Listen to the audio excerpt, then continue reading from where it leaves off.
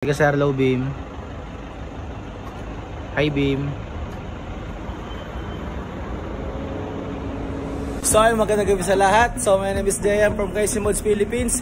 So flex ko lang yung naging setup ng high ice natin today. Ayan, so naging setup nito is stage 2. Stage 2 ni Crazy Modes. Ayan, which is ayun po yung sarili manufactured ni KM. So ito pa lang yung unang customer namin na nalagyan namin or na-installan namin ng S2 projector ni KM, which is ito po yun.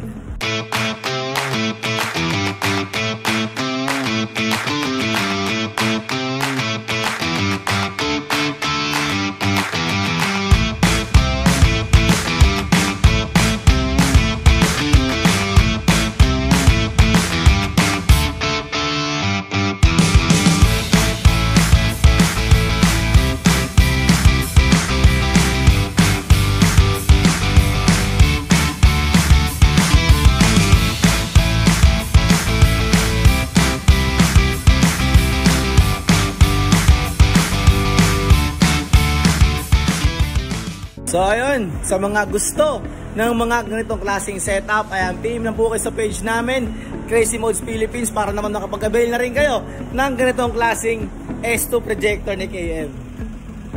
Ayan, ulitin ko, sarili manufactured po namin yan. At ito yung first time ever namin na nagkabit kami dito mismo sa high ace na to, napakaswerte. Siya yung buhay naman ng nakabitan natin ng S2 projector. Kaya ayun, sa mga gusto ng mga ganitong klaseng setup, PM lang kayo sa page namin, Crazy Modes. Bye-bye! So, ito ang kanya naging final light output. Low beam. Ayan po yung low beam niya. So, kung napapansin nyo, ang kulay ng light output ng S2 natin is may pagka-yellowish. At ang kanyang high beam naman is ito. Ayan, meron din siyang laser. Pure yellow yung laser niya. Pag nag-high beam kayo, automatic, ganyan yung makikita nyo. May laser na ganyan. Ito naman siya sa loob with tint. So ito ang kanyang low beam. Ayan, kahit naka-tinted po yan, tagus na tagus talaga yung light output ng S2 projector natin. Ito naman ang high beam.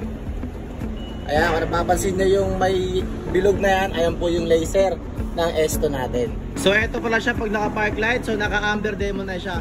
Papakita ko sa inyo yung tatak Crazy Modes. Ayan o, may KM sa taas, may Crazy, may Modes sa magkabila ang gilid. So ganyan po, ganyan kaganda ang S2 na sariling manufactured ni Crazy Modes.